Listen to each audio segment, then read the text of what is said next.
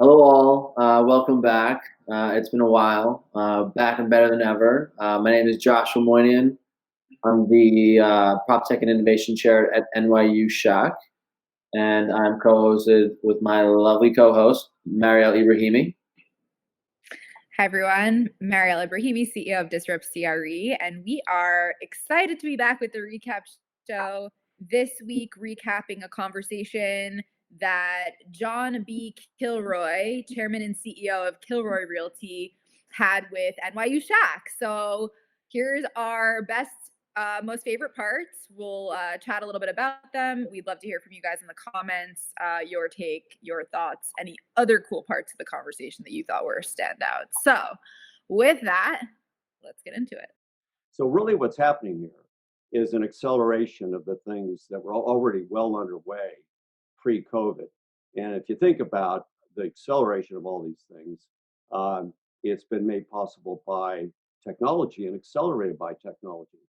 And what you're going to see in terms of an acceleration of the trend that was already underway is you're going to have the touch-free environment. You're literally going to be able, this won't happen overnight, but you're literally going to be able, you won't touch an elevator button, you won't touch a door, you'll be able in due course to have either a chip on your person or in your phone, maybe it's a card, and it will, you walk into your office or your cube, it will adjust the air conditioning and so forth to your preference. We're going to get away from touching things, and that was already underway in part because of energy conservation. So Kilroy is ahead of the pack, understanding their real estate portfolio and their leadership. They've always taken a leadership role and spearheading innovation, whether it be on fronts of sustainability, one that we'll get to in a bit, and technological advancements. And here again, John is making an aggressive or not so aggressive claim that in the near future we'll begin to see this disruption in touchless screens or applications for like overall like touchless environment. Right on.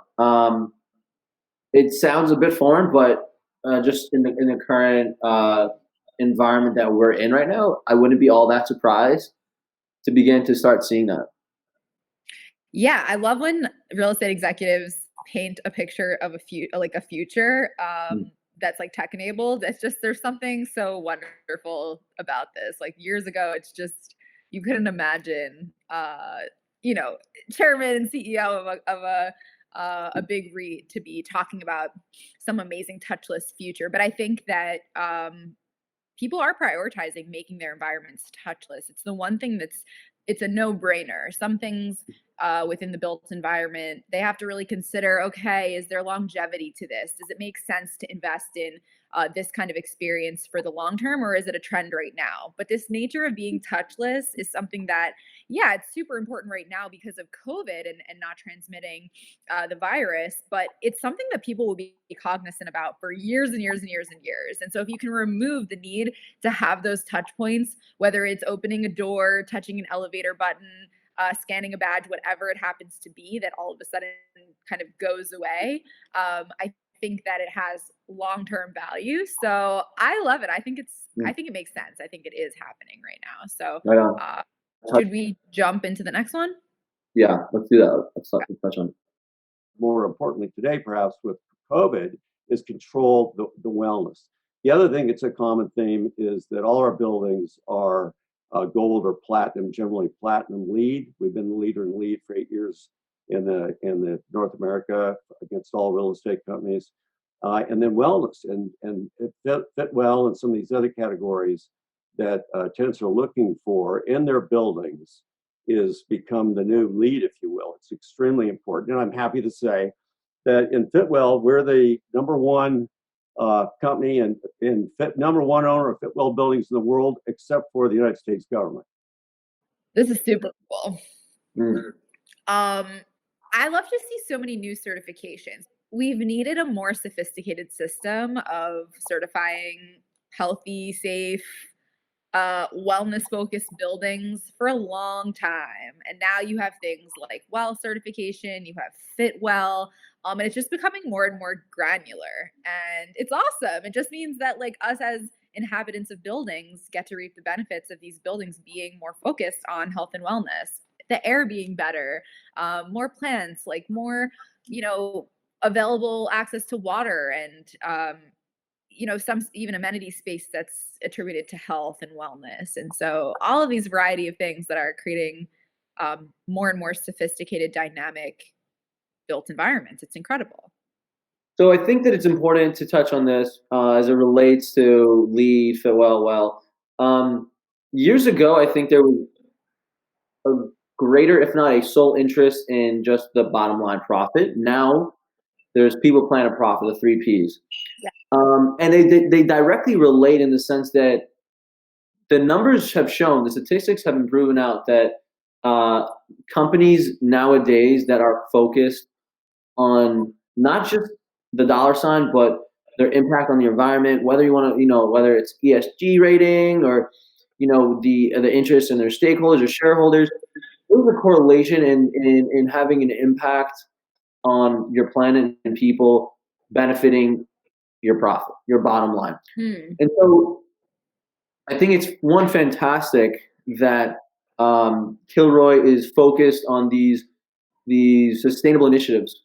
But if you don't have a great interest, which I think would be crazy not to help the environment, look at it this way.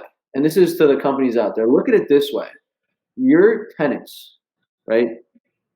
They are interested in renting a space that provides them the best quality air, a building that is sustainable, and so on and so forth.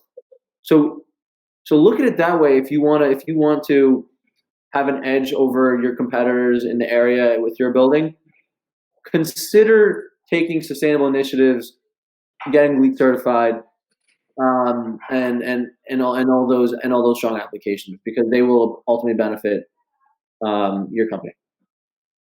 Awesome. I love the things that are just good business and just make sense are things that happen to be introducing priorities like people and planet. Like, yay. That's amazing. Thank you, 2020, for that at least. Right?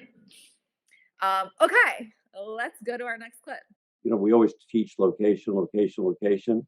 Well, my 3 things are location, physicality, meaning you've got to have buildings that really work for a long period of time.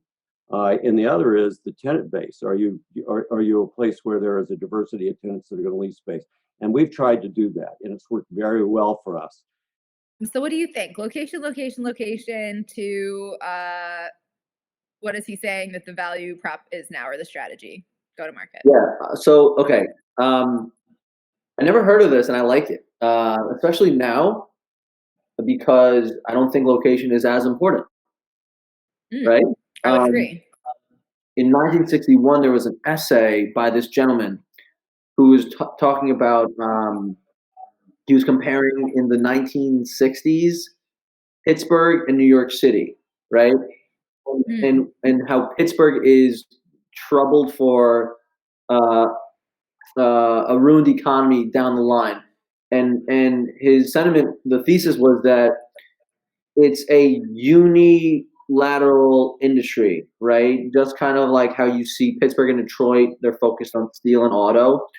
Whereas New York, they're fit for, they're fit to come back from, a downturn in the economy, because there's so many different industries that make up New York City. Suitable for almost anything.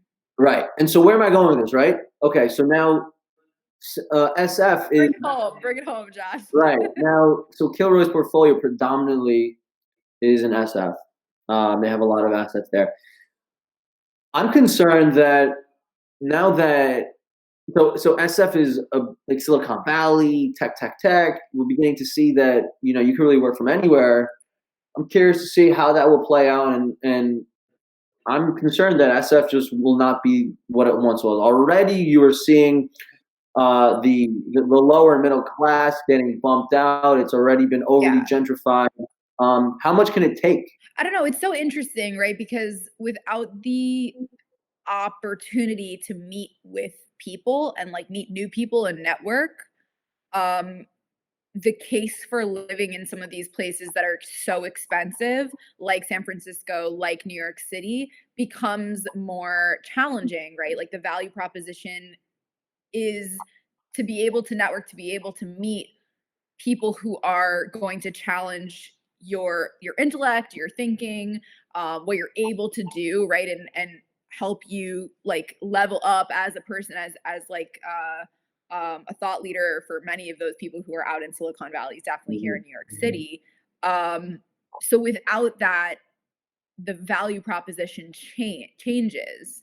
I think wherever you go comes with its own set of challenges, and that's the thing to keep in mind. So when you're here in New York City or New York, yeah, there's a lot of challenges, but there's a lot of challenges in San Francisco and in Miami and in Chicago and kind of anywhere you go these days. So location still plays a huge part. There's still going to be pros and cons wherever you decide to be. I think it's interesting because especially in places like San Francisco, where we know Kilroy has a concentration of their portfolio, you know, in the last few years, you had companies moving to places like Soma, south of Market, where they could take a whole building, an old warehouse or some sort of industrial property, and turn it into their headquarters or a satellite office. And there's a lot of perks to doing that. You can really control soup to nuts the protocol, the management, the style in which that building or space is being used, and it really can pair with the brand identity of that tenant in a way that you don't get from a big skyscraper in downtown. So I think that John does touch on at some point in this conversation about tenants really prioritizing having their own like building more than they have in the past, which is super interesting.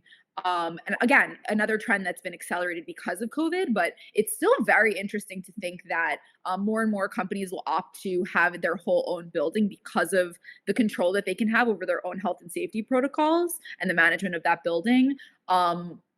It's because it's a much longer term commitment. There's a lot more tenant improvement, and outfitting costs.